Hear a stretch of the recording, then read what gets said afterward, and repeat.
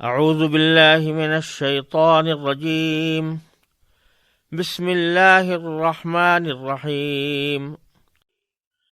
یا ایہا الذین آمنوا کونوا قوامین للہ شہداء بالقسط ولا یجرمنکم شنآن قوم علی الا تعدلوا اعدلوا هو اقرب للتقوی واتقوا اللہ ان اللہ خبیر بما تعملون وعد اللہ الذین آمنوا وعملوا الصالحات لهم مغفرۃ واجر عظیم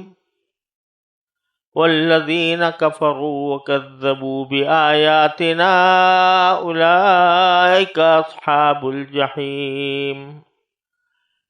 ان آیات کا ترجمہ یہ ہے، اے ایمان والو، اللہ تعالیٰ کی خوشنودی کے لیے احکام کی پوری پابندی کرنے والے اور شہادت کی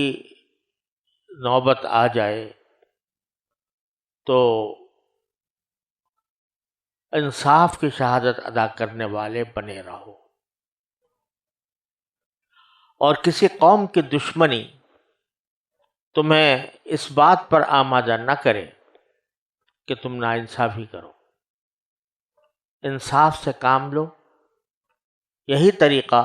تقوی سے قریب تر ہے، اور اللہ سے ڈرتے رہو۔ اللہ یقیناً تمہارے تمام کاموں سے پوری طرح باخبر ہے۔ جو لوگ ایمان لائے ہیں اور جنہوں نے نیک عمل کیے ہیں، ان سے اللہ نے وعدہ کیا ہے کہ آخرت میں ان کو مغفرت اور زبردست ثواب حاصل ہوگا، اور جن لوگوں نے کفر اپنایا اور ہماری نشانیوں کو جھٹلایا وہ دوزخ کے باسی ہیں۔ جیسا کہ پچھلی آیات کریمہ میں بھی یہ عرض کیا گیا کہ اس صورت میں معاہدات کی پابندی کے اوپر خصوصی زور دیا گیا ہے، اور پھر اللہ تعالیٰ کے ساتھ بندے نے جو معاہدے کیے ہیں ان کا ذکر، کہ اس بنیادی معاہدے کے اندر یہ ساری باتیں داخل ہیں جو اللہ تعالیٰ نے رسول کریم صلی اللہ علیہ وسلم کے ذریعے ہم تک پہنچائیں، تو ان کی تعمیل اور اطاعت یہ ہمارے اس بنیادی معاہدے کا ایک حصہ ہے۔ اب ایک اور ہدایت اس آیت کریمہ میں دی جا رہی ہے کہ جب تمہیں کوئی گواہی دینی پڑے تو تم اللہ کی خاطر گواہی دیا کرو، اور اللہ تعالیٰ کی جب خاطر دو گے تو اس کا مطلب ہی یہ ہوگا کہ انصاف کی بات کہو گے۔ یہ آیت کریمہ جس میں اللہ کے لیے انصاف کے ساتھ شہادت دینے کا حکم دیا گیا ہے، سورہ نساء کے اندر بھی پہلے گزری ہے، لیکن الفاظ میں تھوڑا سا فرق ہے۔ سورہ نساء کی آیت میں فرمایا گیا تھا کہ کونوا قوامین بالقسط شہداء للہ،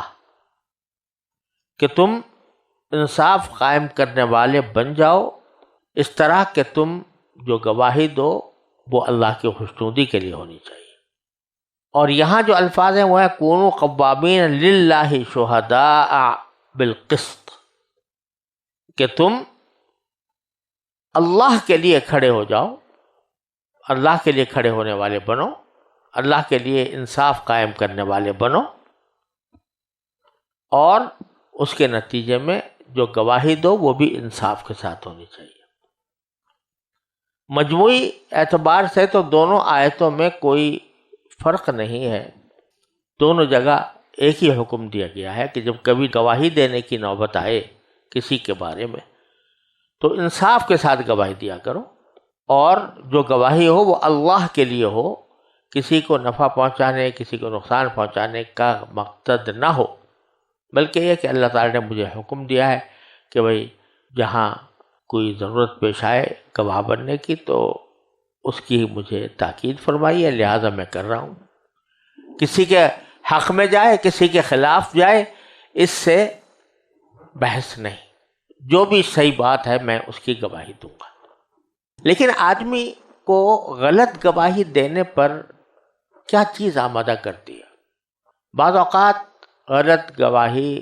دینے کے لیے اس لیے آدمی اپنے آپ کو مجبور جیسا پاتا ہے کہ وہ گواہی اپنے کسی چاہنے والے کے، اپنے کسی محبوب کے خلاف پڑ رہی ہے۔ مثلا اولاد پکڑی گئی ہے کسی جرم میں، اور اگر گواہی کی نوبت آئی تو اس اولاد کے خلاف گواہی دینی ہوگی۔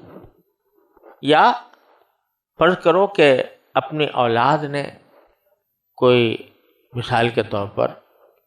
امتحان میں کوئی بدعنوانی کی ہے اور اس کا پرچہ میرے پاس آ گیا دیکھنے کے لیے، تو اس وقت میں گواہی دے رہا تھا۔ نمبر جو لگائے جاتے ہیں یہ بھی ایک طرح کی گواہی ہوتی ہے۔ تو اس وقت میں مجھے یہ خیال آیا کہ یہ میرا بیٹا ہے، لہذا میں اس کے ساتھ رعایت کر دوں، رعایت کرنے کے لیے میں گواہی جھوٹی دے دوں، یعنی وہ کم نمبروں کا مستحق تھا، میں زیادہ نمبر دے رہا ہوں، تو یہ اس کے حق میں گواہی دے دی۔ تو بعض اوقات گواہی،